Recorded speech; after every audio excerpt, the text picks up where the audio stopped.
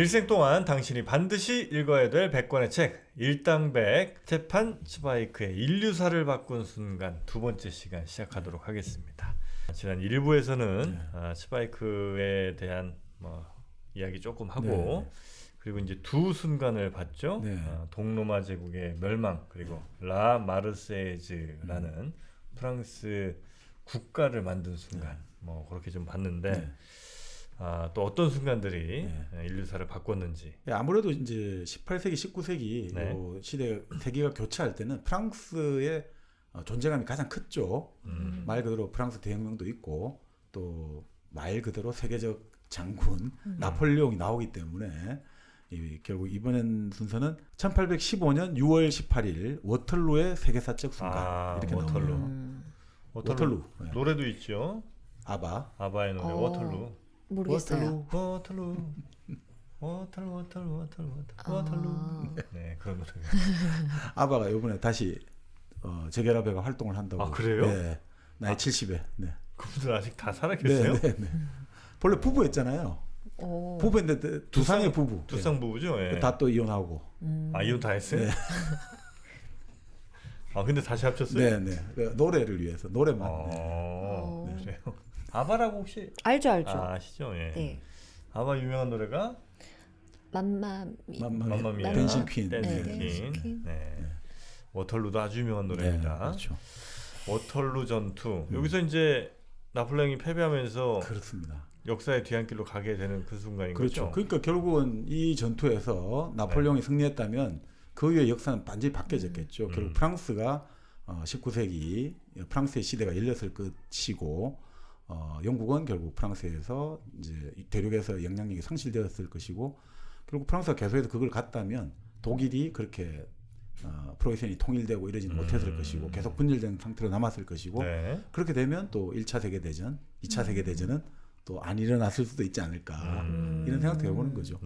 그만큼 이제 이 나폴레옹의 패배로 결국 그 영국이라든지 기존의 어떤 세력들의 그 대륙의 세력과 영국 세력의 어떤 그 공동 패권들 이런 것들이 강화됐고 그런 것들이 나중에 결국 그 세계사에 큰 영향을 줬다 이렇게 볼 수 있겠죠. 네.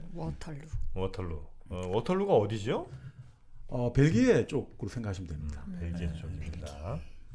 자, 워털루 전투. 그럼 또 이 츠바이크의 그렇죠. 한번 봐야겠죠. 네, 어떻게 서술을 했는지. 그러니까 이렇게 나와요. 운명은 힘 있는 자들과 힘을 행사하는 자들에게로 밀어 닥친다. 그리고 운명은 카이사르, 알렉산더, 나폴레옹 같은 사람에게는 노예처럼 공손히 복종한다. 운명은 강력한 리더십을 가진 사람에게는 노예처럼 복종한다. 왜냐하면 운명은 이해할 수 없는 본성을 지닌 자신을 닮은 강력한 인간을 좋아하기 때문이다. 뭐 일리가 있지 않습니까? 운명이란 거는 아주 강한 사람에게는 아양을 뜬다는 거죠. 약한 사람에게는 그냥 냉혹하게 헤일처럼 들이닥치고. 운명까지도 이 녀석. 빈부격차가 심하네. 이 녀석들 정말. 그렇죠.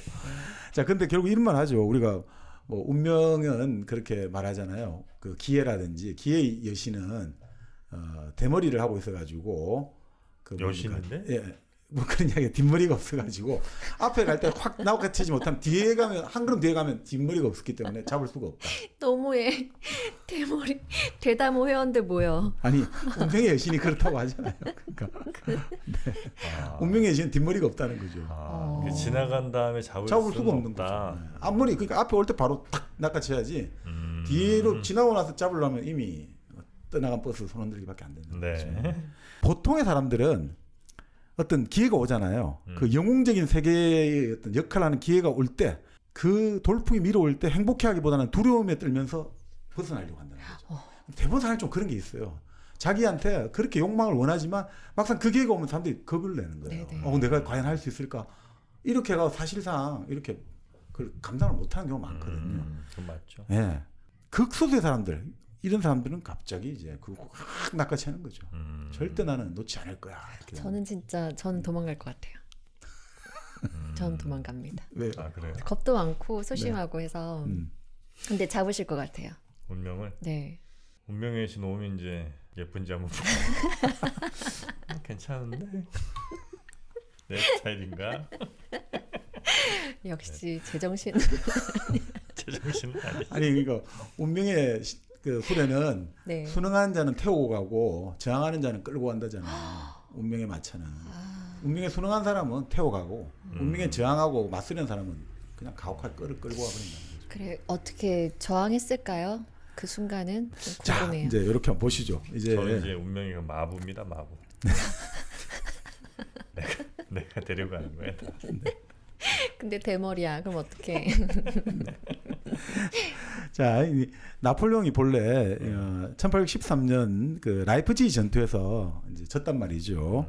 프로이센, 오스트리아, 러시아 연합군에 져가지고 그 이후로 해가 거의 뭐 사실 계속 전쟁을 했죠. 근데 결국 그 전쟁에서 지고 나서 결국 이제 엘바로 유배됐다가 네. 엘바를 탈출해가지고 이제 결국 이 세력을 딱 만든 거죠. 그런 다음에 이제 바로 이 전투, 영국, 프로이센, 러시아 다 모여가지고 이제 일대 해전을 벌이는 거죠. 그러니까 이 사람들은 그때 이제 나폴레옹 몰아내고 나서 빈이죠. 빈에서 회의를 하는데 허구한 날 먹고 마시고 노는 거예요. 결론 없이. 그래서 회의는 춤춘다 이런 말도 나왔거든요. 네. 맨날 뭐 그냥. 그런데 나폴레옹이 엘바섬을 탈출했다는 소식 듣고 또 항상 그렇잖아요. 부랴부랴. 이제 빨리빨리 군대 만들자 해가지고 바로 영국, 프로이센, 오스트리아, 러시아, 뭐 유럽 전역의 군대가 다 동원되는 거죠. 그래서 북쪽에서는 영국의 웰링턴 장군, 웰링턴 장군 유명하죠. 네. 워털루 전투의 승리는 내가 다녔던 이튼 학교의 교정에서 이미 만들어졌다. 내가 학교 다닐 때 열심히 운동하고 공부해가지고 그게 결국 워털루의 승리를 가져왔다. 학교 자랑 많이 한 사람이죠. 웰링턴이 북쪽에서 쫙 진군하고 측면에서는 프로이센의 블리어 장군이 이제 지원해주고 있고 또 라인에서는 이제 슈바르첸베르크 딱 이런 식으로 이제 그 프로이센과 러시아 군대가 쫙 모여드는 거예요. 그 나폴레옹 입장에서는 이거 모여들어가지고 항상 그 전투의 원칙은 대군 앞에 전략 필요 없다거든요. 군대가 압도적인 중과부적이란 말을 쓰죠. 뭐 아무리 우리가 싸움을 잘하더라도 10만에 100만이 오면 당연할 장사가 없어요. 그래서 대군을 만드는 게 최고의 전략이거든요. 그래서 나폴레옹 어떻게 하느냐? 이 대군이 만들어질 때까지 기다릴 시간 없으니까 바로 이제 쳐야겠다. 이렇게 이제 먼저 이제 서두르는 거죠.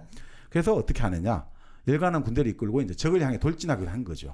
그래서 6월 15일 날 이제 선발대를 넘어가지고 아까 말씀드린 국경을 넘는 거죠. 네. 그때 이때 군사는 어느 정도였나요? 이때 군사가 여기도 그러면 얼마 안 됐을 것 같은데. 아닙니다. 여기도 제가 정확히 모르는데 한 15만 정도로 나오는 것 같아요. 그래서 꽤 많네요. 네.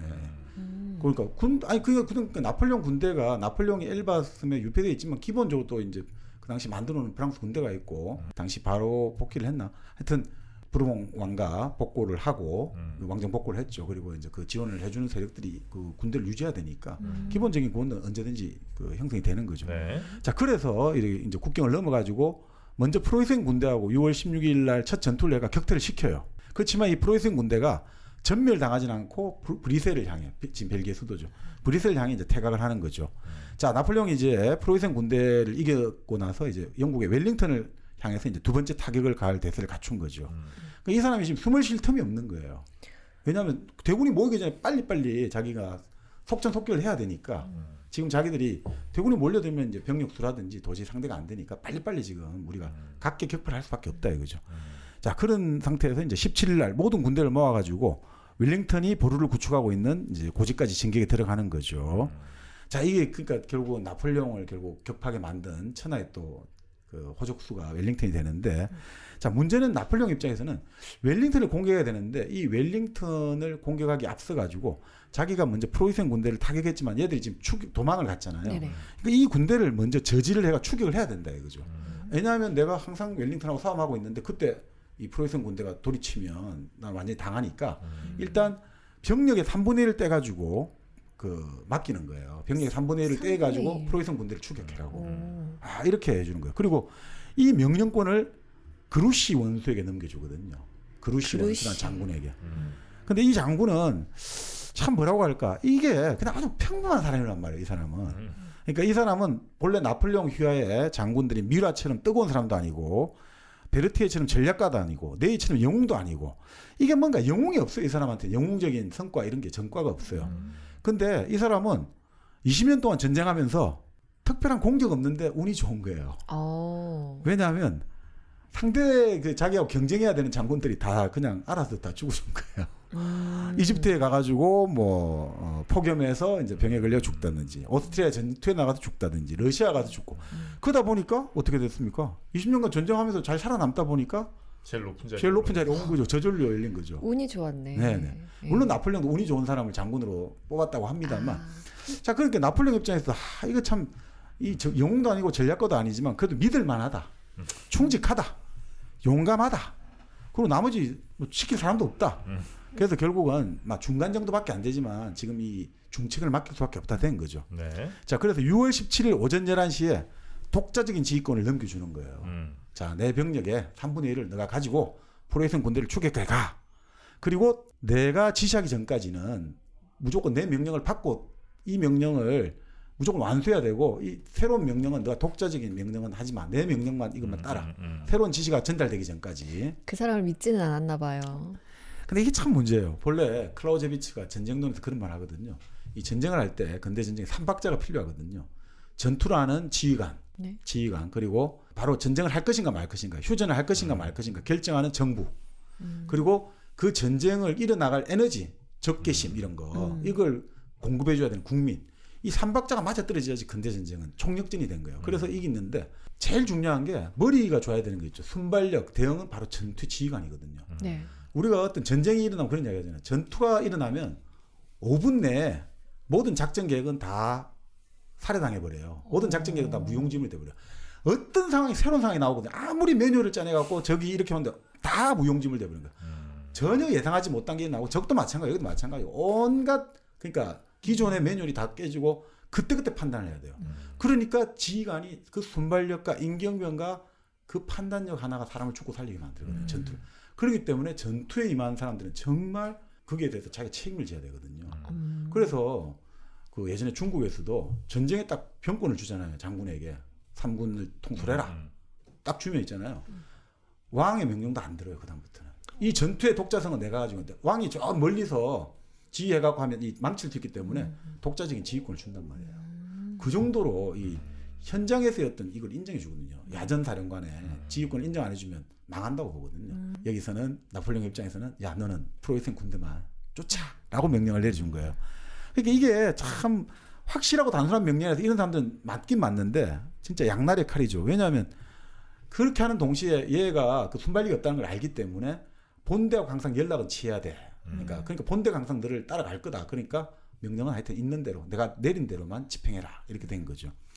자, 그러니까 이 그루시 같은 경우도 내가 독자적으로 작전이라는 게 생각해 보세요. 작전은 싸움을 짓는다는 거예요. 작전 자체가 내가 전투를 내가 기획을 하고 만들어내는 거예요. 그러니까 이건 진짜 창조력이 발휘돼야 되거든요. 머리가 좋아야 된단 말이죠. 전략가가. 근데 이 그루시는 집행만 한 사람이거든요. 자, 그러니까 이 사람이 나폴레옹이 지시를 해줄 때는 안정감 있게 수행하는데, 나폴레옹이 사실 가이드를 안 해주면 되게 위험한 건데, 그래도 어떻든 나폴레옹의 군대와 그루시의 군대는 항상 3시간 내의 거리에 딱 있다 이거죠. 3시간 이내 거리. 그 정도면 뭐 되지 않을까 하는 네. 거죠. 자, 그날 이제 6월 17일 날 명령을 받고 오전 11시에 이제 비가 억수같이 쏟아져요. 6월 17일 날. 네. 비가 막 억수같이 쏟아져요. 그러면서 작별을 하게 되는데, 이제 병사들이 이 진흙탕이 완전 막 어떻습니까? 진흙이 달라붙겠죠. 네. 이 진흙이 달라붙은 진흙이 거의 2파운드 정도. 그러니까 우리 치면 한 1kg 정도가 병사들 신발에 다 달라붙는. 그러니까 얼마나 걷기 힘들겠습니까? 진흙은 달라붙어 있고 비는 내리고. 네. 그러니까 이 사람들이 이제 쉬어야 되는데 어디나 거기 몸을 누릴 데가 없는 거예요. 그러니까 빗 속에서 잠을 자는 거예요. 서로 등을 붙이고. 빗 속에서 병살끼리 앉아가지고 서로 등을 붙이고 잠을 자고. 정말 이제 기상이 안 좋은 거죠. 자, 그 상태에서 이제 뭐 어떻게 됐느냐. 나폴레옹 계속 이제 그루시 연락을 기다리는 거죠. 프로이센이 그러니까 군대를 잡았느냐, 추적했느냐. 그것만 있으면 자기 안심하고 이제 웰링턴을 칠 수가 있는 거죠. 네. 이제 더 이상 지원군이 안 온다 생각하니까 안심하고 때릴 수가 있는데, 이 그루시한테 연락이 안 오면 이게 불안하잖아요. 어떻게 될지가. 네. 자, 그 상태에서 이제 계속해서 이제 보고를 받는데, 그루시가 첫 보고를 보내오는 거죠. 그런데 프로이센의 군의 태각이 불분명하고 하여튼 추격은 계속 하겠습니다라고 이제 연락을 보내는데, 황제도 지금 이제 비는 그쳐오고 이제 결단 내려야 된다 이거죠. 왜냐면 계속 내가 뭐 이렇게 뭐 하다가 결국 그쪽에서 다 자꾸 군대가 정원되면 자기는 오히려 뭐 손도 못 쓰고 하니까 어떻든 지금 내가 결정을 내려야겠다 해가지고 결국은 오전 9시에 돌격태세를 갖춰서 전 군대가 출격하라 이런 명령을 내려요. 나폴레옹도. 네. 자, 그게 오털로의 아침이에요. 이제 아침 9시에 이제 드디어 그날이 오군요. 네네. 6월 18일. 네. 그 3일 동안 비가 내려가지고 땅은 질척해졌죠. 대포를 옮기는 것도 힘들죠. 자, 그리고 햇살은 빛나는데 이게 아주 노란색으로 불쾌하게 빛났다라고 나와요. 뭔가 불길하다 이런 거죠. 나폴레옹은 전투가 시작하기 전에 항상 우리 그 예전에 다비드 그림에 보면 딱 그 알프 산맥을 백마 타고 넘어가는 멋진 그림 나오잖아요. 네네네. 항상 하얀 안마를 타고 딱 이 부대를 순실한대요. 딱 이제 부대가 쫙 서 있지 않습니까?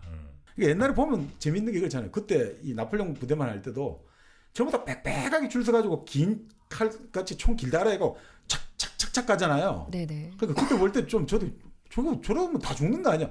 상대방도 똑같이 맞자 착착착착 오잖아요. 그러니까 그리고 어느 정도 하면 서로 간에 총 빵빵빵 쏘면서 다 죽고 이러잖아요. 네. 그래서 왜 저렇게 할까? 좀 약간 미련해 보이는 것 같아요. 그렇죠. 그때 했어요. 영화에 네네. 보면 그렇게 나오잖아요. 다 일렬로 줄 맞춰가 가면서 한 눈앞에 100m쯤 되면 서로 가서 총 빵빵빵 쏘잖아요. 네, 그 다음 열이 또 쏘고. 네. 네. 근데 그게 아주 합리적이래요, 그 당시에.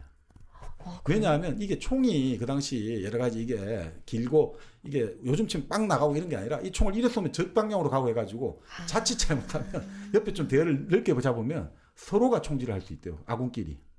여기 쐈는데 옆으로 쏠 수가 있으니까. 그래서 항상 대열을 맞춰가야 되고 그다음에 결정적으로 그 대열을 빽빽하게 가는 이유가 넓게 해가지고 이렇게 상계를 시키면 도망을 친다는 거예요. 군인들이.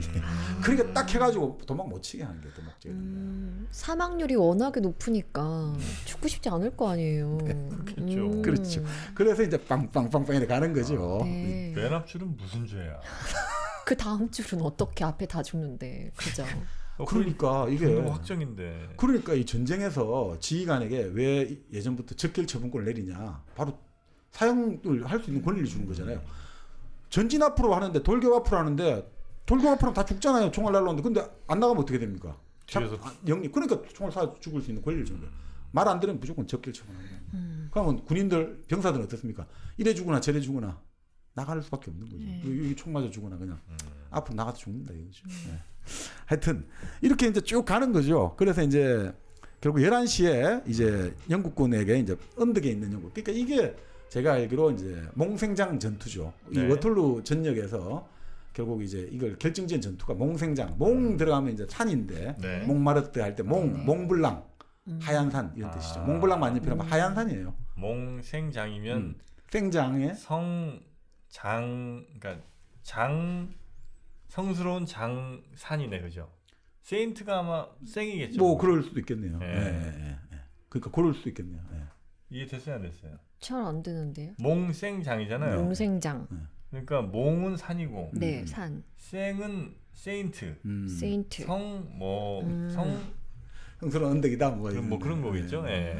그러니까 근데 이제 이게 산도 아니고 언덕박이에요. 여기 네. 몽이라 말 붙였지만 네. 근데 자 결국 거기서 이제 결국 영국군을 쏴때리라 하니까 이제 막 보병이 이제 돌격하는 거죠. 이런 식으로. 자, 이 전투가 여러 번 묘사되는데 계속해서 이제 불안과 희망이 교차하는 거죠. 포를 쏘다가 또 포가 날라오고 계속해서 이제 일진일퇴가 반복되는 거죠. 그래서 프랑스 연대가 고지를 돌격했다가 다시 또 쫓기고 또 위로 돌격했다가 계속해서 이제 고지를 올라갔다가 내려갔다가 이게 고지를 잡는 게 중요하잖아요. 그리고 전투에서는 항상 높이 올라갈수록 확보가 되잖아요. 시야가 네, 확보가 네. 되고 이게 전투에 유리하게 되는 거죠. 자, 그때 벌써 11시부터 1시까지 그 2시간 동안에 이미 시체가 10,000명으로 뒤덮였다는 거죠. 그 양측의 군대는 이제 지쳐가는 거죠. 그리고 양측의 사령관은 불안해지는 거죠. 웰링턴이나 나폴레옹이나. 그 사람들은 결국 누가 먼저 와야지 승리를 거두냐. 나폴레옹이 이기려면 그루시가 먼저 와야 되고 웰링턴이 이기려면 블리어가 와야 되는 거예요. 지원군이 결국은 승패를 결정하는 거죠. 네. 자, 그러면 결국 이제 나폴레옹의 운명을 손에 쥐게 된 사람이 바로 그루시잖아요. 네. 근데 그루시는 이제 전날 저녁에 출발해가지고 이제 지정된 방향으로 프로이센군을 추적해 가는데 이게 아무리 봐도 흔적은 안 나온다는 거죠. 자, 그런데 농가에서 그날 아침 식사를 하고 있는데 갑자기 발밑 땅이 흔들리는 거예요. 진동으로. 그러니까 이게 무슨 소리야? 이게 결국은 귀를 딱 대보고 하니까 이 대포 소리라는 거죠.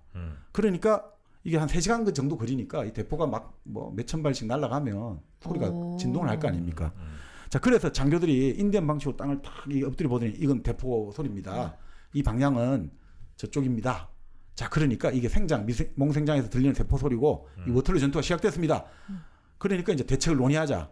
그러니까 이제 이 부사령관이죠. 제라르가 바로 지금 우리 대포 소리 돌린 방향 신속히 우리 돌진해야 됩니다. 그렇게 해야지 이 전투가 우리가 이길 수 있습니다. 그리고 다른 장교들이 전부 다 이 황제가 지금 영국군 상대로 전투가 시작됐다. 그러니까 우리 빨리 가서 도와줘야 된다는데 이 그루시가 미심쩍어 하는 거죠. 아니 황제는 나한테 프로이센군을 추적하라고 했어. 난 그 명령을 지켜야 돼. 그러니까 이 종이 쪽지가 않았잖아 지금 명령서가. 나는 이 명령대로 해야 돼. 그러니까 이 부사령관이 죽으려고 그러는 거예요. 제라르가. 안 된다고요. 지금 대포를 향해 진군해야 됩니다. 그러니까 다들 그렇게 해야 됩니다 하는데 그루시가 꼼짝도 안 하는 거예요. 나는 안 된다. 황제부터 명령서를 와야 돼. 그러니까 진짜 이 순발력이 정말 중요하거든요.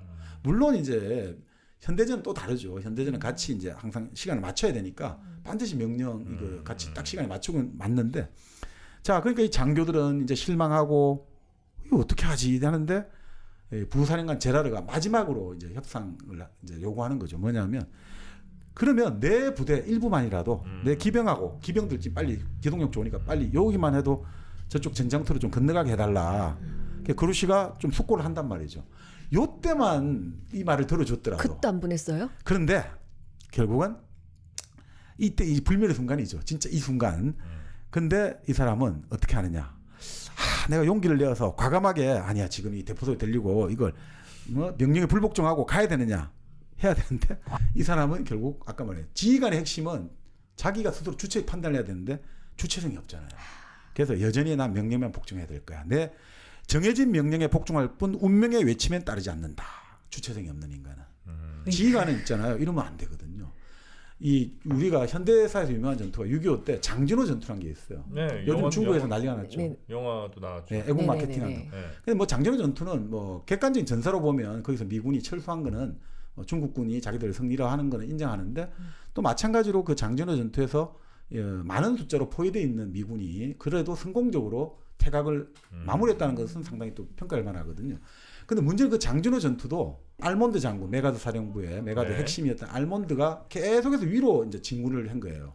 근데 이 테러도 없고 그리고 평안도 쪽하고 함경도 쪽이 합쳐지면서 가야 되는데 이게 완전 중간에 7, 80km가 분리된 상태에서 가니까 그 당시 함경도 쪽을 갔던 미국 해병 1사단 올리버 스미스 소장은 명령을 드려야 되지만 최대한 진격을 안 하는 거예요. 왜냐하면 이 명령만 다 죽은 거니까. 그래서 이 사람은 올라가는 듯 하면서 계속해서 결국은 비행장을 닦은 거예요. 비행기가 왔다 갔다 할 위해. 나중에 퇴각을 대비해서 포로라든지 이 물자를, 이 포로를 수용해야 되니까 그 비행장을 닦아놓은 성견짐을 했기 때문에 이 명령은 완전히 바보 같은 명령이고 사람을 다 죽이는 명령이 해가지고 최소화해가지고 일종의 항명을 하고 자기 두치를 판단했기 때문에 그 목숨을 해병 1사단을 건질 수 있거든요. 명령에 따르면 불복종이죠. 그게 아니란 말이에요. 이게 이 전투 상황과 이 지형과 기후를 반영해갖고 그래서 이 올리버 스미스는 나중에 사성장군이 됐단 말이죠. 그때. 그러니까 전투에서의 지휘관은 현장에서는 정말 주체적으로 판단하는 부서장이라고 할까 한 책임을 지는 사람은 창조적 판단을 안 하고 위에서 시킨 대로만 그 사람은 다 멸망시키는 거예요. 저희는 이제 다 저 전투의 결과를 알고 들으니까 답답하고 속 터지고 그러잖아요. 아 근데 결과가 또 달라졌다면 또 어떻게 될지 모르지. 그 사람의 선택이 또 그러니까 이 순간이 결국은 바로 워틀러 전투의 승패를 갈랐고 나중에 프랑스와 영국의 운명을 갈랐고 다 그렇게 된 거죠. 독일 운명도 가르고. 그래서 그루시는 어떻게 하느냐. 단호하게 거절하는 거죠. 나에게 보내지. 그러니까 나에게 보여된 임무는 프로이센군을 추격하는 것 외에는 아무것도 없다. 실망한 장교들은 침묵한다. 그를 애워싸고 침묵이 인다. 그러니까 이 슈페판 츠바이크의 문체 방식은 현재형이에요. 이 역사적 사건을 잡으면 현정을 하니까 더 생생히 살아나요. 읽다 보면 과거형 했다보다는 한다 해야지 이게 사람들에게 더 확 박진감이 다가오거든요. 그래서 결국 그 침묵 속에서 말과 행동이 더 이상 붙들 수 없는 어떤 것. 결정적 순간이 돌이킬 수 없이 사라진다. 웰링턴이 승리를 거두었던 것이다. 그루시가 안 오고 불리어가 갔기 때문에 웰링턴이 이기게 됐죠. 그래서 결국 뭐 이렇게 되니까 워털루의 그 사이 이제 오후가 됐죠. 여전히 나폴레옹 쪽은 계속 공격은 하고 있었어요. 4번에 공격해갖고 웰링턴 군의 어떤 본대도 엄청나게 취약해져 있는 상태였어요. 자, 그 상태 속에서 뭔가 오지 않을까? 이게 지금 뭐가 올까? 지금 계속해서 이제 사람들이 지금 고민하고 있는데 이때 나폴레옹도 계속 찾는 거죠. 그루시는 도대체 어디 있는 거야? 그루시는 어디에 머물고 있냐고. 자, 그 상태에서 마지막으로 네이 원수가 이제 기병들을 이제 마지막 최종 공격 한번 투입합시다. 기병을 우르르 몰렸어요. 기병이 요즘 치면 기갑 부대예요. 탱크 부대로 생각해요. 기병이 쭉 갔단 말이에요. 근데 여기서 또 저거의 전투 대응을 분쇄하고 또 올라가고 영국 군대가 언덕을 움켜쥐고 있는데 그러니까 이때 그러죠. 이 언덕을 영국 군대가 움켜쥐고 있는 주먹이 또 이러니까 좀 느슨하게 풀어지는 거예요. 이제 여기도 힘이 빠졌단 말이에요. 자, 그 상태에서 마지막으로 누가 나오냐? 나폴레옹의 마지막 보충대. 나폴레옹을 평생 동안 따라다닌 충성스러운 노병 근위대. 나폴레옹 최고 옆에 가드를 쓰고 있는 근위대가 이제 마지막 온가가는 거예요. 이제 기병들이. 자, 올려가고 이제 마지막 이제 전투가 벌어지는 거예요. 400대의 대포가 이제 계속하는데 그럼에도 불구하고 이제 이 마지막 전투에서 결국은 누가 오느냐에 따라 달려갖고 서로 보고 있는데 마침 그때 프로이센 군의 측면에서 대포 소리가 울리는 거예요. 프로이센 군도 이제 합류를 어느 정도 했지만 대포 소리가 울리니까 이제 나폴레옹 군이 우와 환호성을 지른 거예요. 프로이센 군을 공격하니까 이거는 지금 그루시가 온 거구나. 프로이센 군을 쫓아가지고 그래서 이제 환호성이 질렸는데 알고 보니까 그 프로이센 지금 합류했던 여기 워털루 지금 바로 몽생장에 합류했던 프로이센 군대의 대포 소리는 그 당시 이제 프로이센뿐 아니라 여러 부대들이 많잖아요. 그 독일이 통일이 안 돼가지고 하노버 부대도 있고 그러니까 군복이 다 달랐던 거예요. 그러니까 그거를 혹시 자기들 같은 부대인데 착각해가지고 대포를 쏜 거예요. 근데 가만히 보니까 자기들 부대니까 대포 몇 방 쏘고 아 우리 부대야. 끝나버린 거죠. 자 그때 이제 이러니까 어떻게 됩니까? 이제 어마어마한 웰링턴의 군대와 프러시아 군대가 쫙 이제 숲에서 이제 몰려 나오는 거예요. 이 대군들이 쫙 몰려 나오는 거죠. 자, 그러니까 이 나폴레옹이 어떻습니까? 아, 이게 아니구나. 이제 우리는 그루시가 아니고 불려가 왔구나. 이제 완전히 끝났구나 해가지고 바로 퇴각하라. 질서를 유지하면서 퇴각하라 하는데 부대에서 군대도 제일 힘든 게 전투에서 전진보다 퇴각이 더 힘들거든요. 퇴각하다가 다 죽어요. 그래서 질서 있는 퇴각이 제일 힘들어요. 그러니까 아까 제가 말했던 장전원 전투에서 그 질서 있는 퇴각에서 승리한 군대는 승리했다고 봐도 무방하거든요. 퇴각이 더 힘들어요. 그러니까 사기는 다 떨어지고 다 떨어진 상태에서 어떻게 갈 거냐 이거죠. 나 죽는데 도망가야죠. 지휘권이 안 들거든요. 명령을 안 듣거든요. 자, 그 상태에서 어떻게 되냐? 웰링턴이 그 순간을 놓치지 않았다는 거죠. 그래서 어떻게 하느냐? 바로 이제 밀물듯이 몰아붙여야 되는 거죠. 이 타이밍에서는 모르고 그리고 어떻습니까? 영국 잔류병들부터 시작해서 순식간에 이미 지리 밀려된 프랑스 군대에 몰아붙이고 중앙에서 몰아붙이고 측면에서는 프로이센 기병대가 몰아붙이니까 이 완전히 산산조각 나버린 거죠. 박살이 나버린 거예요. 그런 다음에 어떻게 돼요? 몇 분 동안에 나폴레옹 그 최고 최강 무적의 군대가 다 와야 돼버린 거예요. 몇 분 동안에. 다들 도망치고 저항 못해가지고 나폴레옹의 군대의 가장 보물이 나폴레옹의 마차인데 그 마차까지 다 박살 나버려요. 이게 엉망진창이 돼버린 거죠. 그래서 뭐 절규하는 공포와 경악의 가품 속에서 어둠이 몰려서 나폴레옹은 간신히 목숨을 건졌다라고 되는 거죠. 그래서 그날 저녁 나폴레옹은 초라한 마을 여관 의자에 지쳐 앉았게 되었다. 그의 제국, 그의 왕조, 그의 운명은 끝났다. 나폴레옹이 세운 프랑스 제정, 그리고 나폴레옹의 보나파르트 왕조, 그리고 나폴레옹의 운명은 이제 끝났다. 보잘것없는 미미한 한 인간의 소심함, 그렇죠? 그루시의 소심함이 가장 용감하고 가장 멀리 내다보는 통찰력을 지닌 자가 20년 동안 이뤄놓은 모든 것을 다 산산조각 내버렸던 것이다. 나폴레옹 결국 사람 하나 잘못 썼다. 이렇게 이제 결론 내는 거죠. 자, 그런데 영국군의 공격이 나폴레옹을 쓰러뜨렸을 때 이름이 알려져 있지 않은 한 사람이 특별 마차를 타고 브뤼셀에 도착한다. 그런 다음에 그 승리의 소식을 알고 자기를 기다리는 배가 있는 해안으로 간다. 그는 정부의 메신저들보다 한 발 앞서 도착하기 위해 급히 배를 저어 런던으로 건너간다. 아직 승전 소식이 알려지지 않은 덕에 그는 정권시장의 주식을 헐값에 사들이는 데 성공한다. 그 천재적 계력으로 그는 또 하나의 제국인 새로운 자본시장의 왕조를 세운다. 그는 바로 로스차일드다. 다음날 영국은 승리를 알게 되고 파리에서는 뭐 이렇게 로스차일드 뭐 근데 아니라는 설도 있습니다만 뭐 하여튼 이 책에서는 로스차일드는 이 정보의 시차를 이용해 가지고 어마어마한 부를 받는 기초를 만들었다고 보는 거죠. 그러니까 그렇지 않습니까? 나폴레옹 이겼다더라 해갖고 이 영국에서는 다 투매 현상이 나면 이제 뭐 영국 졌으니까 이제 다 끝났다 해가지고 그 주식을 다 사들였다 이거죠. 그 일부러 역정부를 흘렸다고 그러죠. 그렇죠. 네. 그러니까 그 정부의 비대칭성. 영국이 졌다는 소문을 일단 퍼뜨리고 또 아는 거 나와가지고 어떻게 그럼 나도 자랑하고 싶은데 빨리 자랑하세요. 그래가지고 됐어 이제. 네. 그래서 역정부 흘렸을 때 이제 막 그 주식 막 싸게 막 팔 때 로스차일드가 다 사갖고 그때 이제 어마어마한 부를 일궜다는 얘기가 있습니다. 그렇죠. 자, 근데 이미 그래서 운명이 모든 결정됐는데 그 운명의 장소 몽생장에서 4시간 거리에 있으면서도 다음 날 아침까지도 워털루에 대해서 아무것도 알지 못한 사람이 있었다. 바로 그 불행한 그루시였다. 다음 날 아침도 모르는 거죠. 아유. 자, 그래서 이게 뭔가 이상한데 대포 소리가 많이 나는데 뭐 보니까 마침내 그날 다음 날 프로이센의 한 부대를 후방 부대를 만났던 거죠. 그래서 막 승리를 한 거죠. 그 부사령관이 있죠. 제라르, 빨리 나를 보내달라. 이 사람은 완전 자기 일부러 죽으려고 그런 듯이 맨 앞에 돌진해서 결국 총탄을 맞고 죽어버렸어요. 어차피 이거 뭐 끝난 전투지만 그래 죽었고, 이 밤이 됐는데 그러니까 이게 뭐 전쟁터 찾는데 아무도 없어. 전쟁하러 왔는데 결국 그래서 갔는데 아무도 없는 거야. 다 전쟁 끝나서 사람들 다 가고 없고 자기들만 찾다 왔는데 아무도 없고 밤새도록 기다리고 있는데 아무도 안 나타나. 이미 전쟁 다 끝났는데. 다음 날 밤새 기다려도 아무도 없는데 그 다음 날 마침내 오전 10시 나폴레옹 집에 한 장교가 찾아온 거예요. 이제 헤매서 찾아온 거죠. 그런 다음에 이 장교가 공포로 얼굴이 파리해지고 관자놀이 옆에 머리카락 축축이 젖어 있으며 극한적 긴장으로 몸을 뜨는 그는 이제 말을 하는 거죠.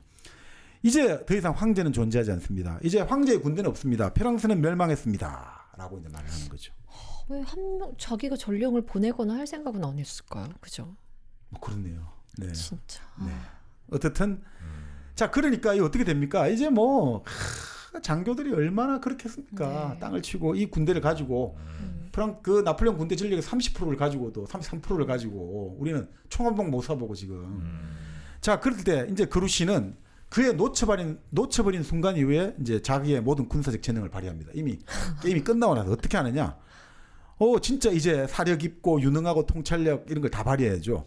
그래서 지금 이제 그래도 이 주변에 얼마나 많은 자기보다 5배나 많은 그 부대가 있지 않습니까? 프로이센과 영국군과 다 있는데 그 부대 사이를 한 대의 대포도 한 사람도 잃어버리지 않고 그의 부대원들을 적 한가운데를 통과해가 프랑스로 무사히 보내는 거예요. 무사히 후퇴를 한 거예요. 그건 또 되게 굉장한 능력이네요. 그래서 이제 프랑스 자체가 군대가 다 나폴레옹 군대는 개멸됐는데 그래도 이제 바로 그루시에 그나마 그 군대가 프랑스의 병력이 된 거죠. 나중에 이미 게임은 다 결판 났지만 여러 나라에게서 프랑스의 군대를 구했다. 그렇지만 그루시가 파리로 돌아왔을 때 그에게 고마움을 표할 황제는 더 이상 존재하지 않았다. 그는 너무 늦게 온 것이며 영원히 너무 늦었던 것이다. 영원히 너무 늦어버렸어요. 멋있는 말이기도 하네요. 그러니까 이게 참 재밌죠. 겉으로 그루시의 삶은 계속해서 상승해 왔어요. 그래서 20년간 최고 사령관이 되고 프랑스의 상원의원이 되고 남자답고 유능하게 일했어요. 근데 그 어떤 것도 그가 운명의 주인공으로서 뛰어넘지 못했던 그 한순간을 돌이킬 수 없다. 참 그 위대한 순간이 잘못 불려나 그것을 이용할 줄 모르는 자에게 그토록 끔찍하게 복수한다. 위대한 순간이 그것을 이용할 줄 모르는 사람한테는 완전히 치욕의 순간이 되어버렸다는 거죠. 그래서 이제 나폴레옹 바로 거기서 실각하고 끝인가요? 그렇죠. 그래서 나폴레옹은 결국 세인트헬레나로 여기서 이제 그때 우리 나폴레옹 다뤘듯이 배 타고 미국으로 건너가자. 네네. 그렇게 하다가 결국 뭐 이제 세인트헬레나로 영국이 그 보내게. 역사적인 한 순간을 되게 멋지게 묘사를 하네요. 네, 그 말들이 네, 되게 네, 멋있네요. 네. 통찰력이 아주 깊이가 있죠. 네네네. 전쟁 얘기 나올 때마다 전 늘 이제 누구나 아마 패자 쪽에 조금 더 마음이 더 가잖아요. 그때 만약에 홍삼을 좀 드셨어요. 홍삼 좀 뿌릴 걸. 그루시가 홍삼을 먹고 그죠 좀 총명해졌으면. 네. 워털루의 역사는 또 바뀌었을 수 있을 텐데. 워털루 홍삼? 네. 워털루 홍삼 말고 소백지향 홍삼이 네. 여러분과 또 함께 하고 있지 않습니까? 10월 반짝 이벤트를 하고 있습니다. 10월 15일부터 딱 열흘 동안 10% 쿠폰 할인 행사를 진행하고 있죠.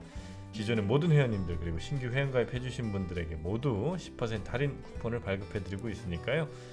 이 열흘간 행사에 고객분들 많은 관심과 사랑 부탁드리겠습니다. 홍삼액, 홍삼 스틱, 또 어린이 홍삼 등 다양한 상품도 홍삼 그 소백지향 홍삼 홈페이지에서 또 만나보실 수가 있으니까 포털 사이트에서 소백지향 홍삼 검색 한번 해보시면 감사하겠습니다. 괜찮았어요.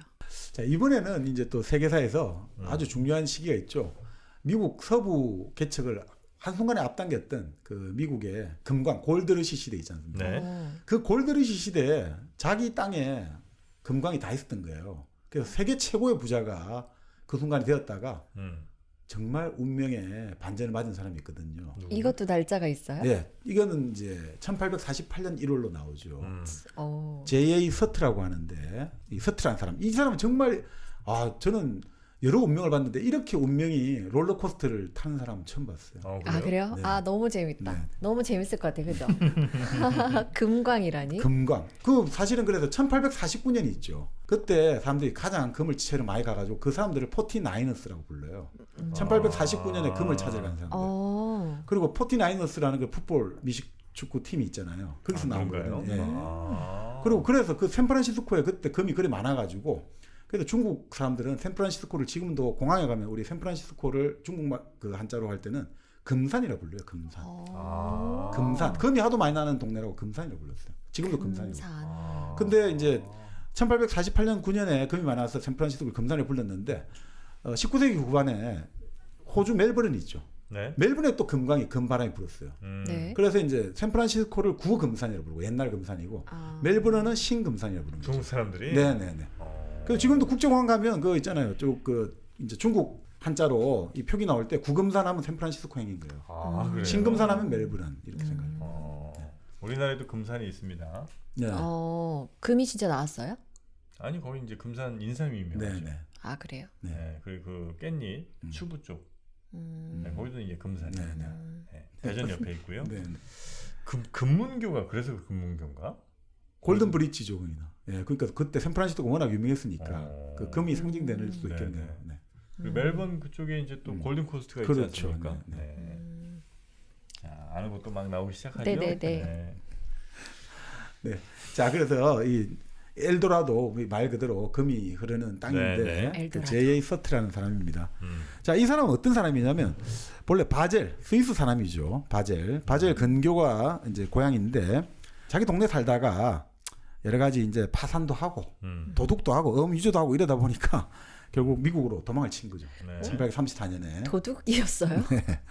근데 이제 부인하고 세 아이도 있는데 모르겠다. 그냥 내 몸이 먼저다 해가지고 그냥 혼자 부랴부랴 나쁜 사람이네. 네, 신분증 위조해서 도망을 쳤어요. 네. 그래서 뉴욕에 내려가지고 거기서 온갖 일을 다 했단 말이죠. 그런 다음에 이제 돈을 좀 마련하니까 이제 그 당시 또 서부로 가면 돈 벌어보자. 고 웨스트 된 거죠. 자, 그래서 이제 서부 가가지고 1837년에 이제 서부를 간 거예요. 네. 그래서 자기가 이제 그동안 모았던 돈 다 마련해가지고 장교 2명, 군인 2명, 선교사 5명, 여자 3명 해가지고 물소가 이끄는 마차. 이거를 마차라고 해야 됩니까? 우마차 하여튼. 그래가지고 쭉 간 거죠. 태평양에 향해 갔는데 3개월 정도 가서 밴쿠버에 도착한 거죠. 근데 그때만 해도 이게 뭐 발전되고 이런 게 아니라 이게 1838년만 해도 이게 요새인 거죠. 그러니까 점과 점으로 이어졌다고 보시면 되죠.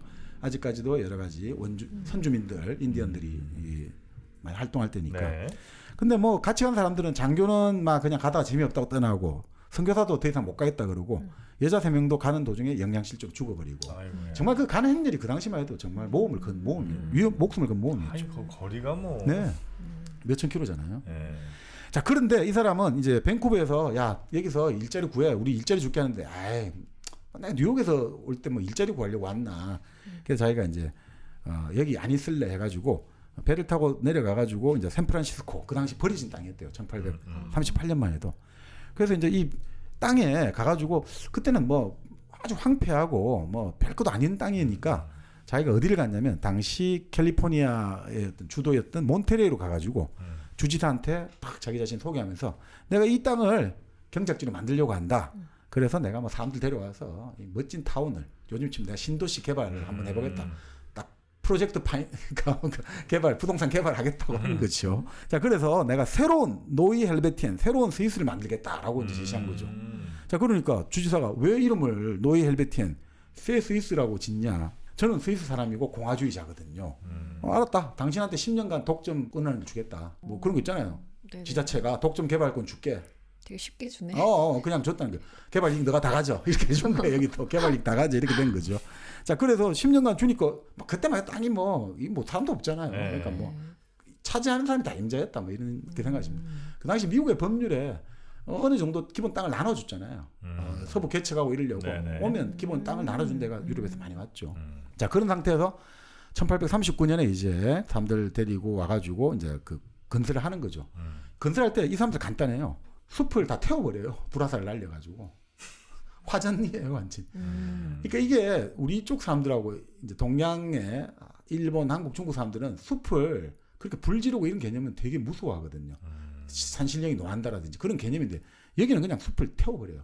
나무 자르고 이런 개념 안 해요. 아, 언제 다 하냐? 불 질러버리면 다 없앤다 이거죠. 그렇게 해서 땅을 만들겠다 이거죠. 자, 그런 다음에 이제 뭐 씨앗을 뿌리는데 이렇게 나와죠. 500%의 결실을 맺었다 이거죠. 그만큼 땅이 비옥해가지고 농사가 잘 되고 가축도 늘어나고 그러니까 막 사람들이 몰려들기 시작하는 거죠 여기에. 그리고 여기서 이제 과일나무를 이 사람이 처음 심은 거예요. 과일나무? 그래서 그 캘리포니아 과일, 우리 선키스트 오렌지, 태양의 키스앤 오렌지잖아요. 여기 시초예요. 이 사람이 과일 재배를 한 사람이죠. 그러니까 이 과일이 잘 되니까 프랑스하고 독일 라인 지방에서 포도를 들여와가지고 이제 또 포도가 막 캘리포니아 와인도 유명하지만 다 이 사람이 한 거예요. 그 사람이 다 한 거예요? 예, 그러니까 이 사람이 그 잘 되니까 막 뭡니까 이제 뭐 돈이 이제 많이 풍요해지니까 파리에서 피아노를 가져오고 정기기관 이런 것도 치러 오고 뭐 은행들이 친종 최고 그러니까 막 대부를 해주는 거예요. 왜냐하면 워낙 뭐 땅도 좋고 하니까 샌프란시스코 전체 이 일대가 다 자기 거니까.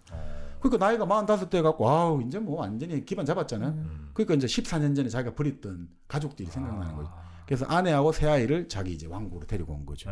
그다음에 애들 공부시키고 그때 마침 또 미국이 멕시코에 소나기에서 이제 캘리포니아 일대를 다 이제 빼앗아 버린 거죠. 그러니까 이제 완전히 이제 자기 왕국이 된 거죠. 이제 완전히 세계에서 어떻게 보면 가장 큰 부자가 된 거죠. 1848년 1월 그 운명의 달이에요.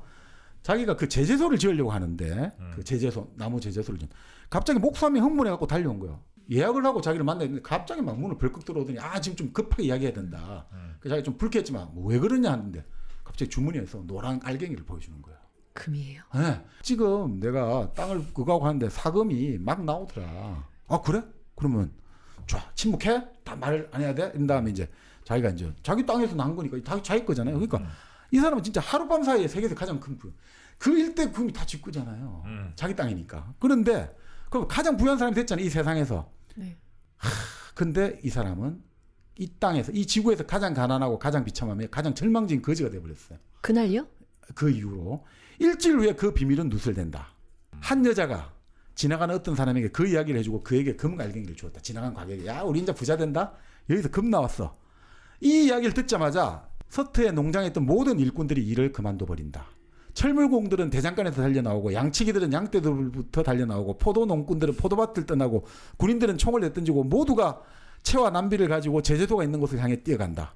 밤사이에 서트의 모든 작업장이 텅 비어버린다. 젖을 짜줄 사람이 없는 젖소는 울부짖으며 서려져 죽고 과실은 썩은 채 매달려 있고 치즈 제조업체들은 작업을 중단하고 곡식 창고는 무너져 내리고 모든 공장의 톱니바퀴는 멈춰들인다. 그리고 전 세계에서 모든 사람들이 찾아오기 시작한다. 모든 사람들이 인간 메뚜기처럼 러쉬를 이루면서 서태의 땅으로 물밀듯이 밀려온다. 그들에게는 모든 것이 주인 없는 것이고 아무도 그들에게 대항할 수 없다. 너무 많은 사람들 오니까 이건 법도 없고 아무것도 없어요. 여기는 지금 중앙정부의 권력이 미치지도 못하고. 자 그러니까 서트는 하루아침에 어떻게 됐냐. 황금 속에서 질시가 마이다스왕처럼 가난병이 거지가 돼버렸다. 모든 사람들이 와서 자기 집 다 훔쳐버리고 자기 땅을 찾으니까 아무것도 할 수가 없다. 자기 총으로 막 쏘면 안 돼요? 총을 쏠 사람이 없잖아요. 다 전부 총 쏠 사람들도 전부 다 황금 찾는데. 뉴욕에서만 100척의 배가 출발하고 독일, 영국, 프랑스부터 어마어마한 수의 함대들이 건너온다.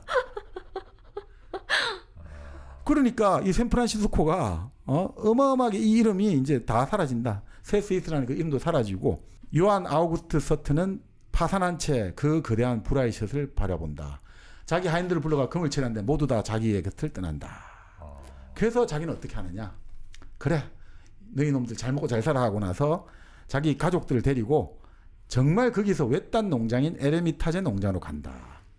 아내와 성장한 새 아이들을 데리고 아유 그래 뭐 어쩔 수 없다. 이게 너무 큰 부는 내 것이 아닌가 봐 하면서 저 멀리 있는 농장으로 가서 난 먹고 살아야지. 그래서 그 농장에 도착하자마자 긴 여행 끝에 아내는 죽어버리고 이제 아들과 함께 이제 농사를 짓기 시작한다. 그렇지만 다시 열심히 해서 그 농장은 뭐 그래도 먹고 살만한 농장이 됐단 말이죠. 1850년 이제 캘리포니아는 미합중국에 편입된다. 그러니까 이때까지 미합중국 이게 아니니까 이게 무법천지인 거죠.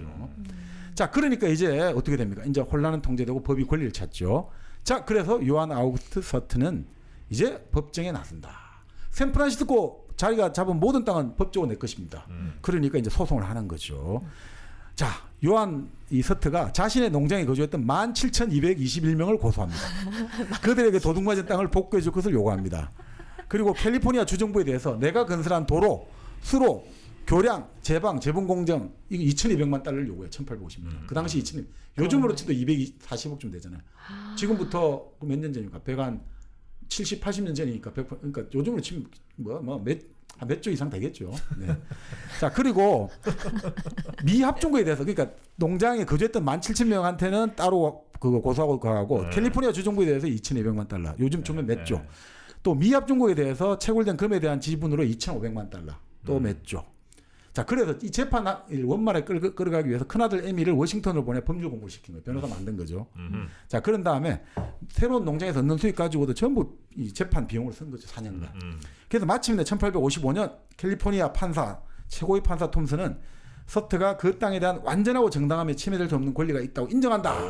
이제 이 날짜로, 그죠? 1855년 3월 15일자로 이제 이 사람은 세상에서 가장 이 돈을 규모를 생각해 보세요. 이 샌프란시스코 모든 일대가 다 내 것이고 지금 받아야 되는 돈만 해도 요즘 돈에 지금 몇십 조가 들어온 거죠. 그러니까 이제 세계 최고 부자가 됐죠. 자, 이제 세계 최고 부자가 되지 않나요? 연합중국 정부가 또 그는 가난한 거지, 가장 불행한 자, 가장 처참하게 파산됐다. 왜요? 어떻게 됐느냐? 그 판결 소식을 듣고 샌프란시스코에 그 고소당한 17,221명은 온 미국 안으로 흩어진다. 흩어진 건 좋은데 그 중에서 10,000명이 규합해서 패거리를 만든다. 그래서 이 사람들은 법원으로 몰려가 캘리포니아 아까 말한 그 캘리포니아 최고 법원으로 몰려가 법원을 불살라 무너뜨리고 판사를 폭행하기 위해서 판사를 찾아간다. 그리고 이 사람들은 분노해가지고 서트의 전 재산을 약탈하기 위한 준비를 한다. 그 농장으로 또 찾아가서 그의 큰아들은 도당에게 쫓겨 자살하고 둘째 아들은 살해당하고 셋째 아들은 달아나다가 익사하고 만다. 아들 3명은 다 죽어버렸어요. 여기서. 화염은 자기가 만들었던 그 또 새로운 농장을 다 불타버리고 포도나무는 짓밟히고 모든 것들은 다 황무지로 변해버려. 다 이 폭도들 10,000명이 다 이 군대를 이룬 거죠. 와서 다 뭐 판사까지 다 죽이겠다는 판인데 서트는 가까스로 구출된다. 구출이 돼요 또? 구출됐어, 맞아. 아들 셋 다 죽어버렸어. 지옥이다. 그렇죠. 자, 그래서 어떻게 하느냐? 그가 이루어낸 작품은 전멸되고 그의 아내와 아이들이 죽었고 그의 정신은 혼미해졌다. 단 그의 두뇌 속에는 하나만 생각 남아있다. 권리와 재판에 대한 생각. 그렇지만 어떻게 됐냐? 그 이후로 25년간 워싱턴의 법원 주변을 늙고 정신이 혼미해진 남난 옷차림의 남자가 계속 헤매고 다닌다. 나의 권리 있으려 다니면서. 우리나라도 법원 쪽에 그런 분들 좀 많아요. 내 재산을 잃어버렸다. 그리고 이 사람을 이용하려고 또 사람들이 내가 도와줄게 해갖고 또 계속 이 사람한테 이 당신 장군 복장 입혔네. 그래서 무려 그날 이후로 이 사람 죽을 때까지 20여 년간 계속해서 비렁병이 생활하는 거예요. 계속해서 그 계단을 돌아다니면서 날마다 모든 관리 조롱을 갖고 내 돈 좀 찾아주세요. 왜 법원의 판정을 안 합니까? 모든 불황하게 놀림거리면서 의사당 주변을 빈둥거린다. 세상에서 가장 부유한 땅이 자기 것이지만 그 땅 위에서 이 거대한 나라의 도시가 시시각각 성장하지만 그 사람에게 남은 것은 아무것도 없다.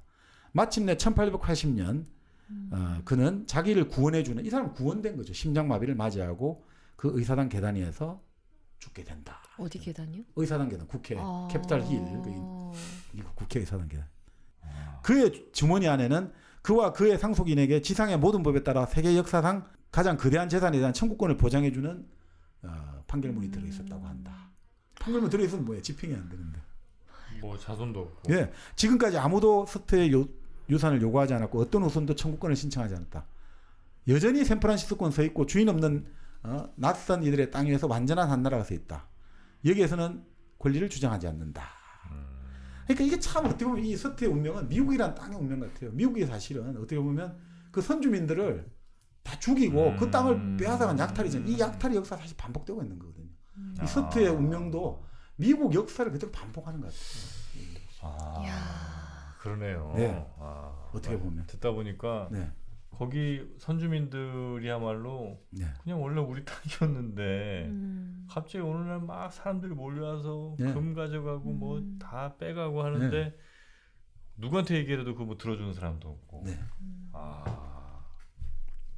저는 이 금강 발견했다고 했을 때 마음속에 네. 이 이야기를 듣는데 나도 네. 흥분되는 거 있잖아요. 세계 최고의 부자가 될 수 있는 기회. 같이 막 흥분했다가 네. 그 사람의 어떤 말로를 들으면서 너무 허무하잖아요. 근데 이런 일이 중국에도 있었죠. 중국 청나라 말기 때 네. 최고 이제 그러니까 역사상 중국의 부자들을 현대 이제 그 기준으로 한번 환산을 해봤거든요. 네네. 근데 최고 부자를 따져 보니까 제가 이름은 까먹었는데 그 청나라 말기의 부자였어요. 정말 그 사람은 뭐 우리 치면 홍등하듯이 그 자기 집에 정말 첩도 많고 그래가지고 이제 홍등 걸고 황제가 부럽지 않은 정말 그 생활을 했는데 네. 그 사람이 말년에 그 길거리에서 이렇게 진짜 행여병제처럼 비참하게 왜 그래요? 죽었거든요. 그러니까 이런 식의 뭔가 인생 역전이 유전이 이루어진 거죠. 그런 걸 보면서 야 정말 중국 역사상 최고의 부자가 죽을 때는 땡전 한 입 없는 거지로 죽었던 거예요. 그러니까 그런 것들이 바로 미국 역사에도 이렇게 서트 역사 반복되는 거 보고 있으면 참 신기하다 이런 생각도 좀 듭니다. 아 근데 그런 극적인 이렇게 막 부침 이런 것들이 뭐 그 개인의 인생에서는 굉장히 또 힘든 일이긴 한데 네. 좀 크게 사회적으로 보자면 네. 사실 그런 누군가는 크게 성공했다 크게 또 망하기도 하고 또 망한 사람 또 크게 다시 성공하고 뭐 이런 것들이 좀 자주 일어나는 게 괜찮은 사회 아닌가. 그렇죠. 계층 이동이 그런 걸 통해서 활발하게 이루어지는 게 사회가 혁신하는. 네. 지금 이제 너무 또 공고해지니까 오히려 안전성은 높아지지만 그게 신중세죠. 지금 세계를 신중세로 보는 거죠. 오. 각 영역마다 자기 성벽을 쌓기 시작하는 거죠. 옛날 중세 시대 때 각 영역마다 영주들이 자기 성을 쌓아가지고 여긴 들어오지 마, 여기 우리 거야 하듯이 지금 우리 사회도 이제 신중세라고 하는 거죠. 말 그대로 로스쿨을 통해서 판검사나 법 쪽에는 야 우리 자식도 계속 먹을 거야. 더 이상 예전 사법고시 말고 이렇게 들어오고 의사들은 메딕 그런 식으로 지금 이제 의대에 들어온 정원의 80%가 다 부유한 집안들이잖아요. 그런 식으로 각 영역마다 이제 성벽을 쌓기 시작하는 거죠. 그리고 각 이제 지금 막 직군들도 하는 거죠. 부동산도 자 우리끼리만 먹어줘. 더 이상 오지 마.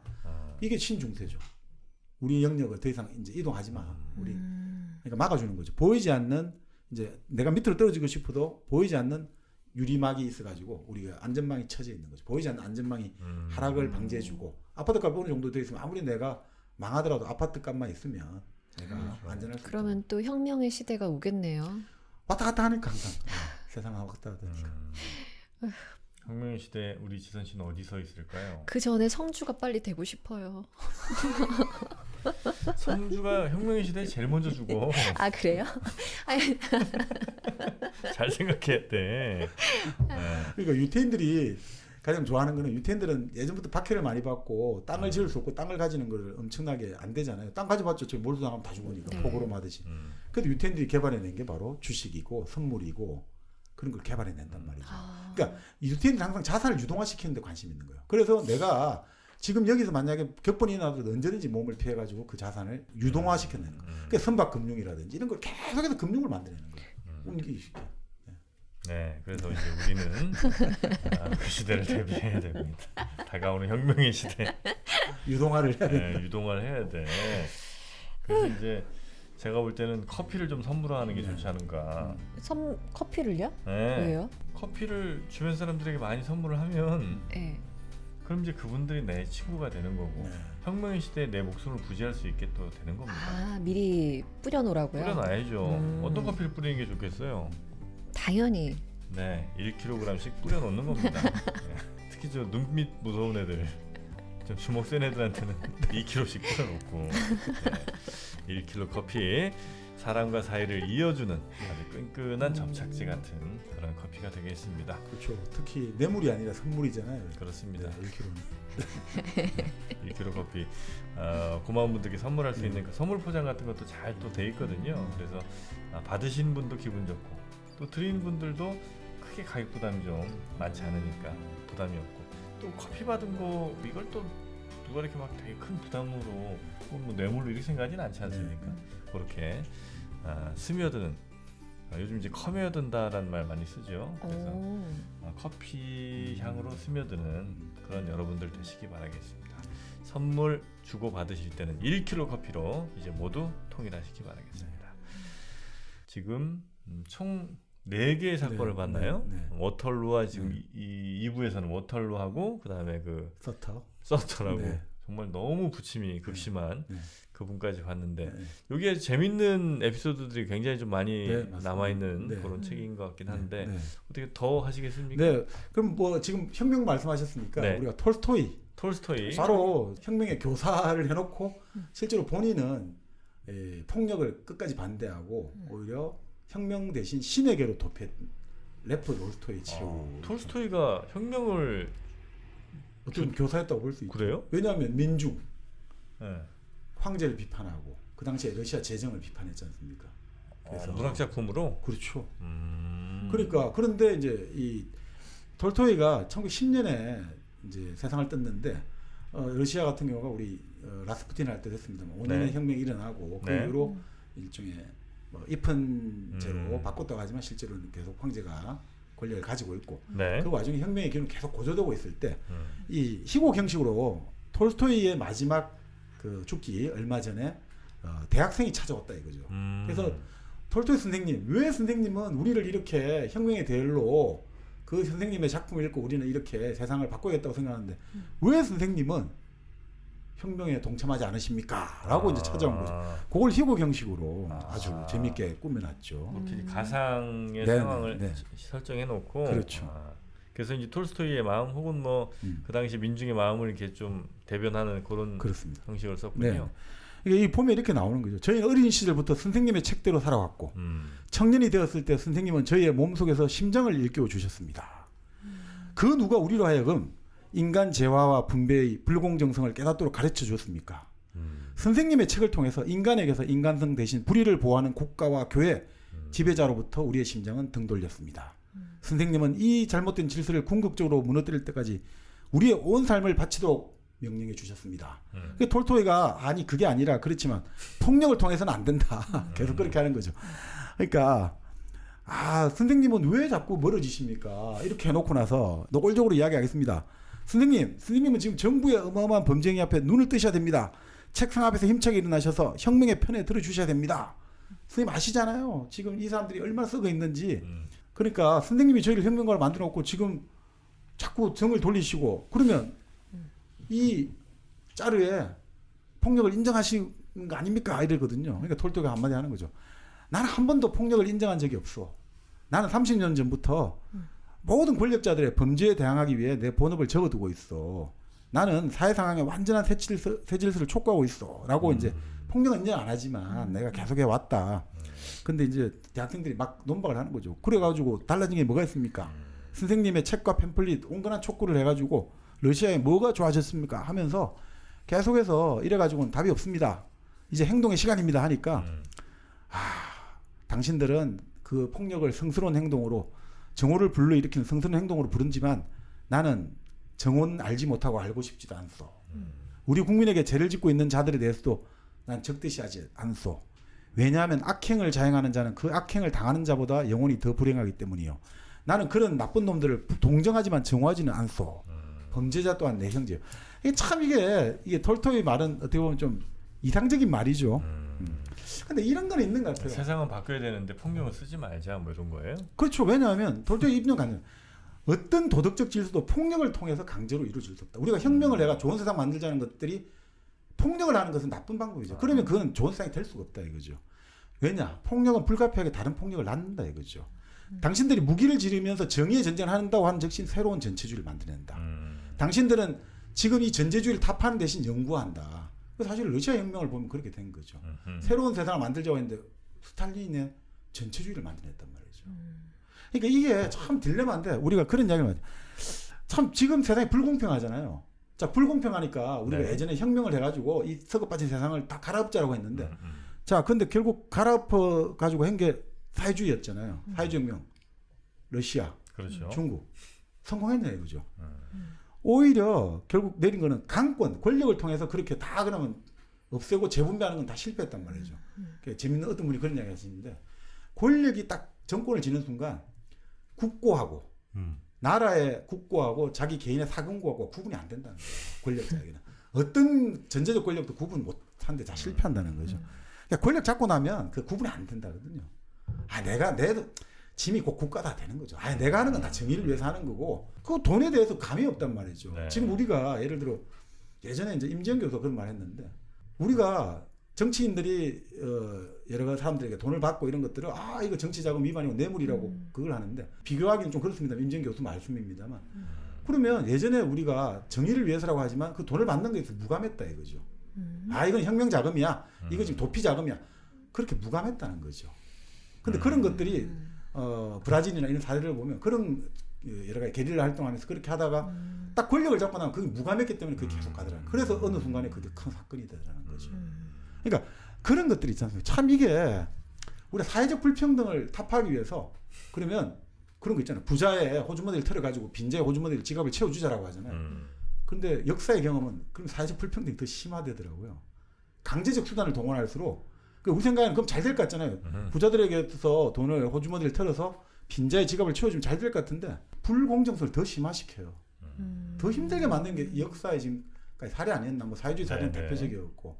그러니까 이런 딜레마. 그러니까 톨토이가 여기서 말하는 것들은 바로 그런 거다 이거죠.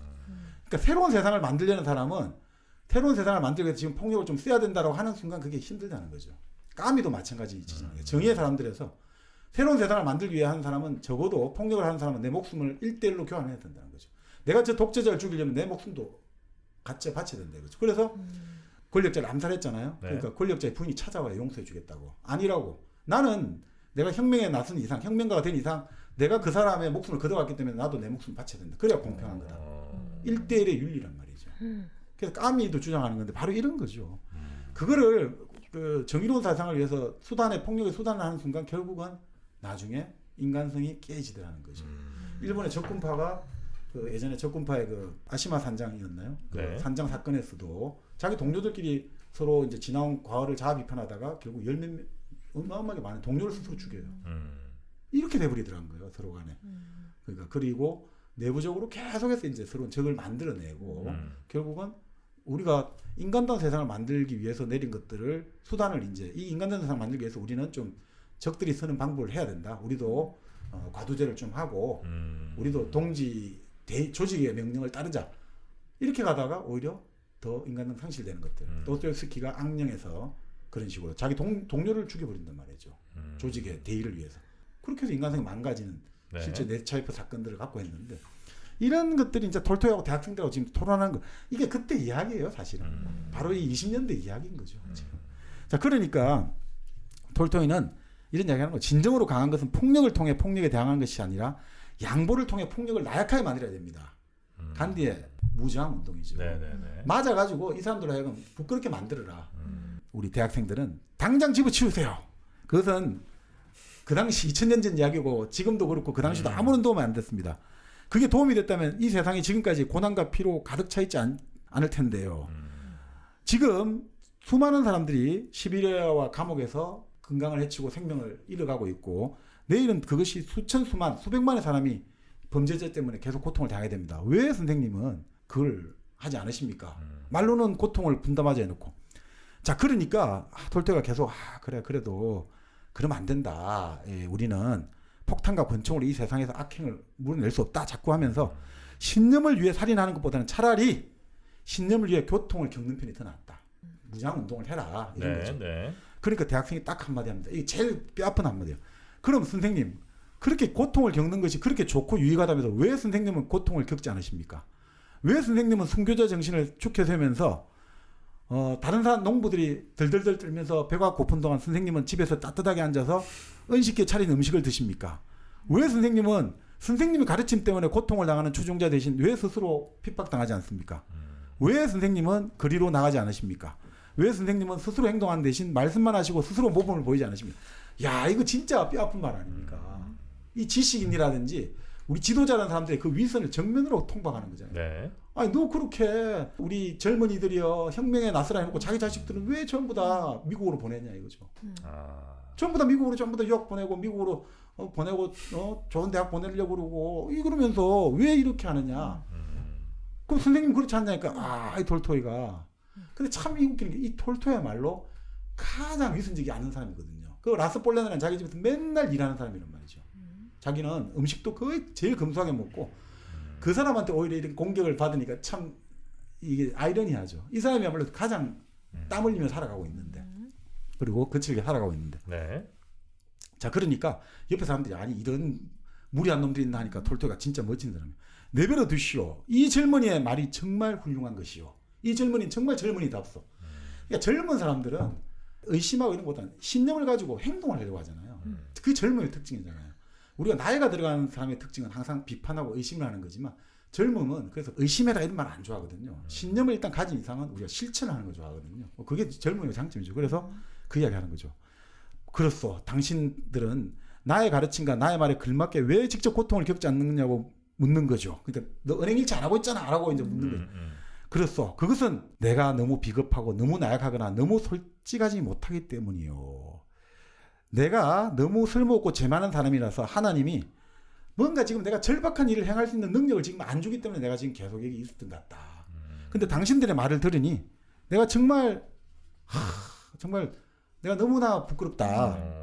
내가 이 화려한 집과 비열한 삶을 떠나가지고 내가 순례자가 내가 거리를 떠돌아야 되는데 내 지금 내 자신의 비열함 앞에 내가 머리를 숙일 수밖에 없다. 이렇게 인정하는 거예요. 이 정말 최고의 지혜자고 80이 넘은 할아버지가 젊은 대학생 앞에서 나의 부끄러움을 딱 인정하는 거죠. 누구보다 열심히 살아온 사람이 오히려.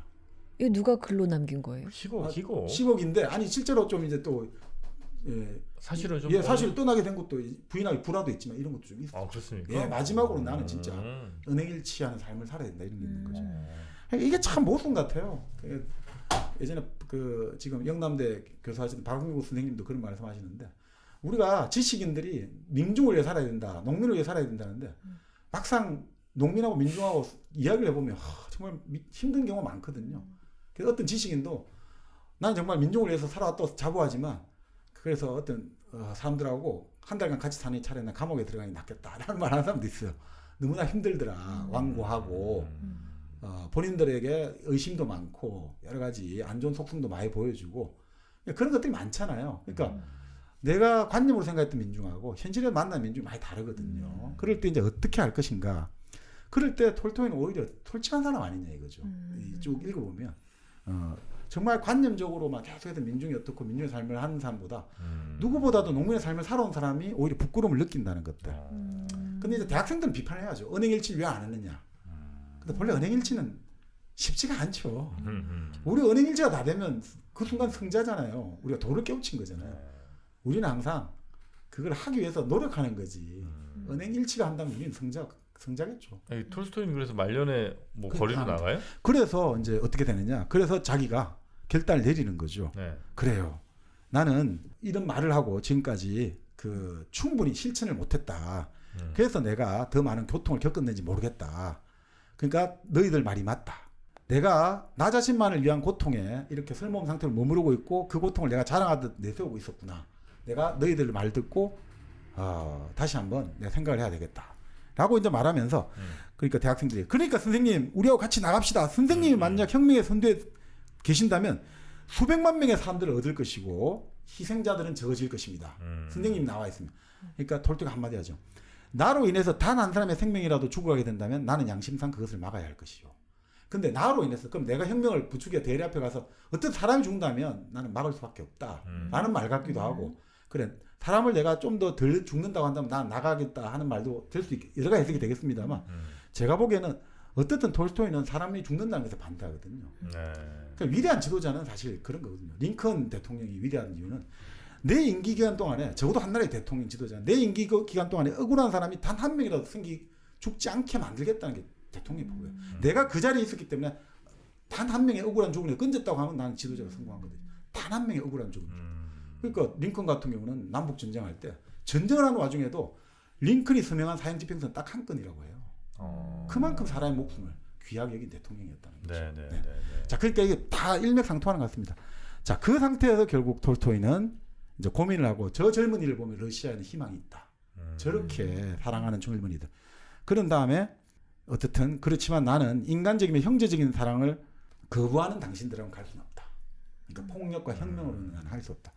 하고 거주라고 이제 그 이야기하면서 이제 나는 정말 그들이 나를 흔들어 놨어. 나는 이제 죽음을 두 발짝 앞두고도 여전히 내가 지금 주저하고 있다니 이제 나는 젊은이들에게 진정 올바른 것을 배웠어.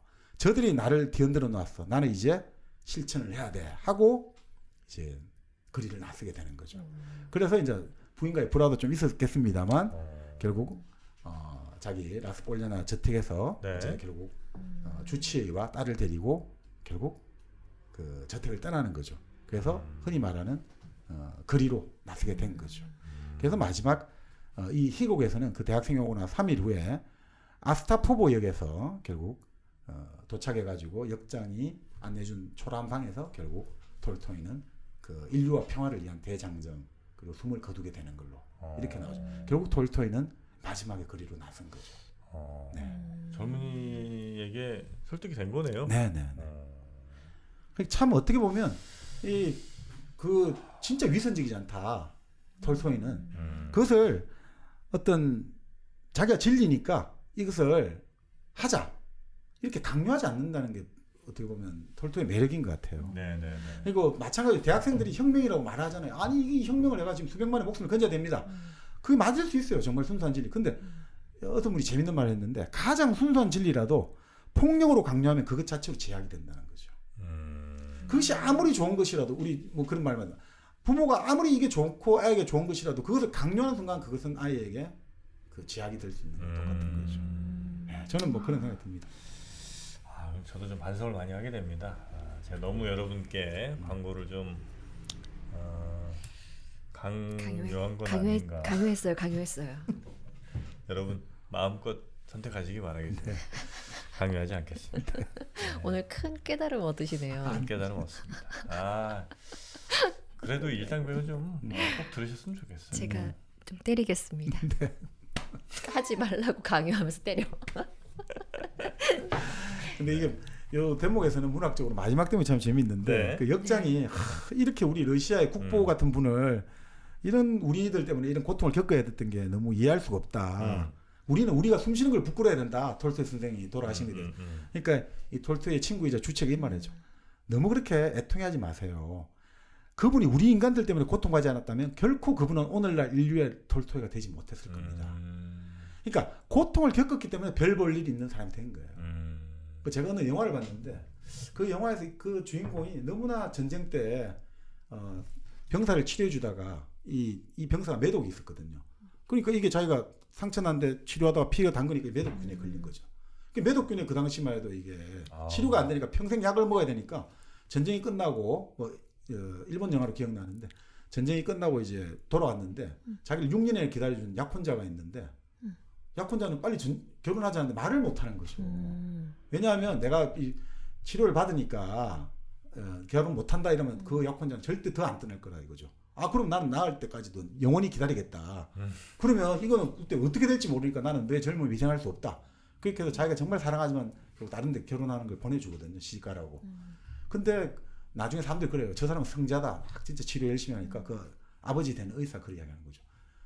다 고통을 겪었기 때문에 저렇게 제가 별 볼 일이 있는 의사가 된 거라고. 그냥 아무런 그게 고난이 없었더라면 쟤는 그냥 일반적인 평범한 의사가 됐겠지. 근데 제가 그 고통을 결국은 이웃에 대한 봉사로 성화를 시켰기 때문에 정말 좋은 의사였다. 그러니까 톨스토이도 고난이 있었기에 결국은 톨스토이는 위대한 인간이 되었다. 뭐 이런 것 같습니다. 네.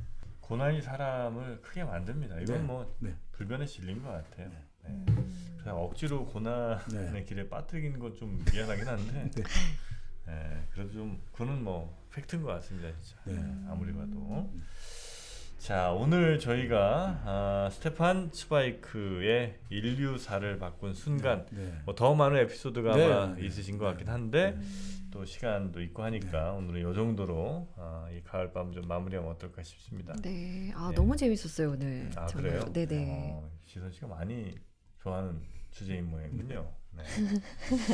자, 이렇게 오늘 책을 마무리하면서 좀 좋아요, 구독 많이 좀 눌러주시길 한번 부탁드리겠고요. 그리고 플로 앱을 통해서 듣는 분들을 위해서 뭐 곡 하나를 좀 선정을 해드리자면 후보곡이 몇 개 있는 것 같습니다.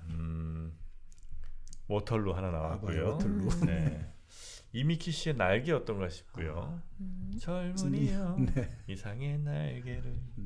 자, 이지선 씨 한번 추천 한번 받아볼까요? 저는 오늘 나폴레옹 전쟁 얘기 너무 재밌었어요. 나폴레옹. 그래서 워털루 듣고 싶어요. 네. 좋습니다. 아니 뭐 서트의 그 아까 캘리포니아 그 템포럴이 건강하면 이런 말하면 좀 그럴지 모릅니다만 인생은 요지경 뭐 이런 것도 저희 일당백과 잘 과연 맞는 노래가 하여튼 뭐 네, 자유롭게 네. 말해봤습니다. 이제까지 선정했던 곡을 생각해 보세요. 그 말을 할 자격이 있나? 자 그러면 마무리 또 역시 네. 제작진에게 맡기겠습니다. 자 저희는 또 다음 시간에 또 재밌는 책 모시고 올 텐데요. 날씨가 약간씩 추워지면서 책 읽기는 더 네. 좋은 느낌은 좀 나긴 합니다. 네, 계속해서 좋은 책 많이 소개해드리도록 하겠습니다. 함께해 주신 여러분 대단히 고맙습니다. 고맙습니다.